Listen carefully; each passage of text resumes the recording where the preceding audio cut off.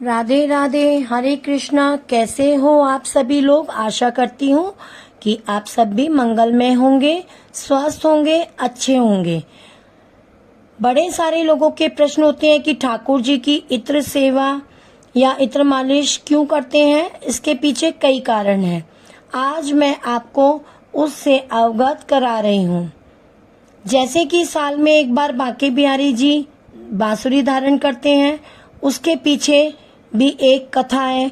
जैसे कि बांके बिहारी जी की साल में एक बार मंगला आरती होती है, उसके पीछे भी एक कथा है।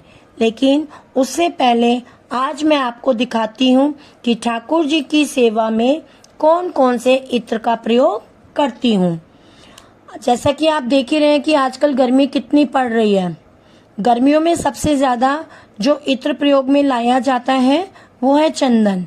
चंदन के इत्र की जो तासीर होती है वो बहुत ठंडी होती है। गर्मियों में ज्यादातर चंदन, खस, गुलाब, चमेली इन इत्रों का उपयोग ज्यादा होता है। हमें इत्र सेवा करते समय इस बात का भी ध्यान रखना चाहिए कि जो इत्र हम प्रयोग कर रहे हैं उनमें अल्कोहल मिक्स ना हो। मतलब है कि जो भी इत्र की सेवा आप ठाकुर जी को दो तो वे इत्र अल्कोहल रहित होने चाहिए। इससे ठाकुर जी की विग्रह को कोई नुकसान नहीं पहुंचेगा। रात को सोने से पहले और स्नान के बाद भी हमें इत्र का इस्तेमाल करना चाहिए।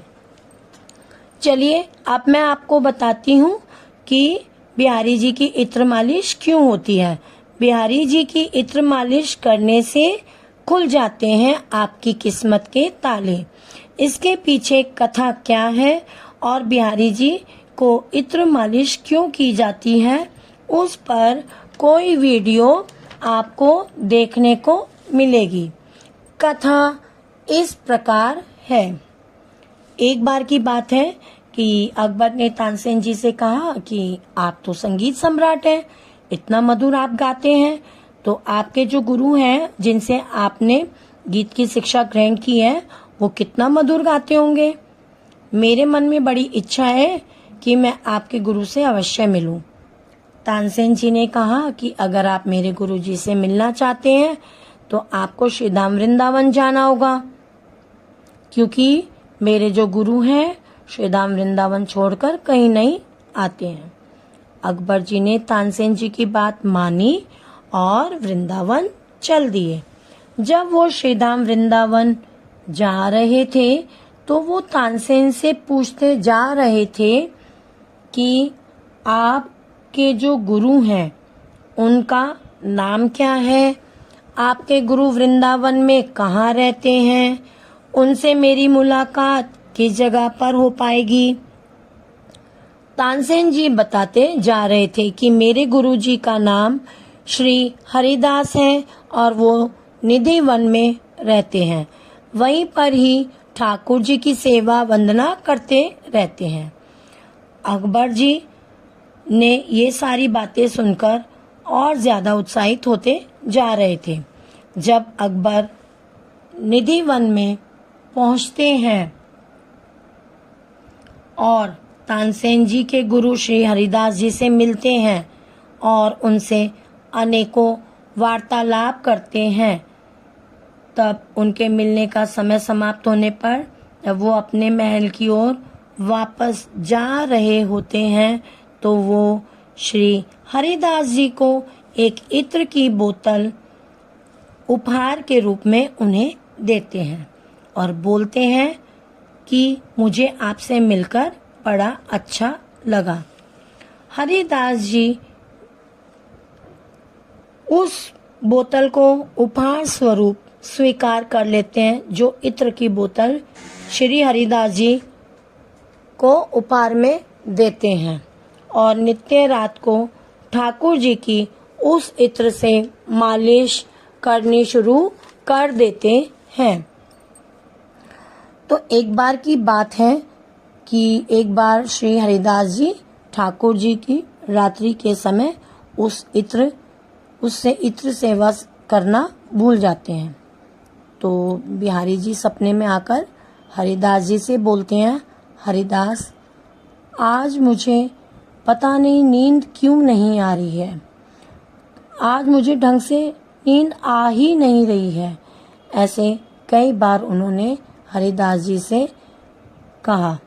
आज बहुत देर हो चुकी है, ना जाने मेरे नींद को आज क्या हुआ है, क्यों नहीं आ रही है।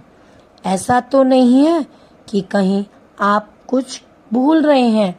तभी अचानक से हरिदास की आंखें खुल जाती हैं और वो देखते हैं कि आज तो मैंने ठाकुर जी की इत्र से मालिश नहीं की है।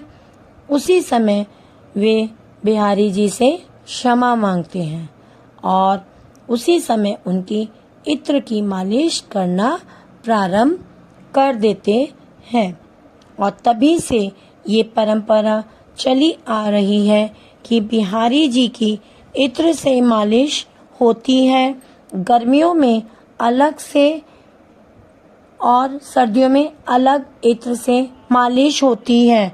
और कोई कोई इत्र तो ऐसे हैं जिनसे 12 महीनों में हो सकती है इत्र से मालिश। ठाकुर जी के शयन से पहले हम उनके पैरों और बाजू वगैरह की मालिश अवश्य करें, जिससे उन्हें नींद अच्छे से आ जाए। ठाकुर जी की सेवाओं में से इत्र सेवा बहुत ही महत्वपूर्ण सेवा है। बस आज की वीडियो को यहीं विराम देती हूँ। राधे राधे। गर्मियों सर्दियों में कौन कौन से इत्र की सेवा करनी चाहिए और कौन कौन से इत्र की 12 महीने सेवा करनी चाहिए, इस पर मैं अलग से एक वीडियो तैयार करूँगी और आपके सामने प्रस्तुत अवश्य करूँगी। जय श्री राधे। हरे कृष्णा कृष्णा कृष्णा हरे हरे, हरे राम राम राम हरे हरे। ओम कृष्णाय वासुदेवाय हरे परमात्मने प्रणत क्लेशनाशाय गोविंदाय नमो नमः। इन मंत्रों का भी उच्चारण आप प्रतिदिन रोजमर्रा अपनी पूजा के समय में आप इन मंत्रों का उच्चारण अवश्य करें।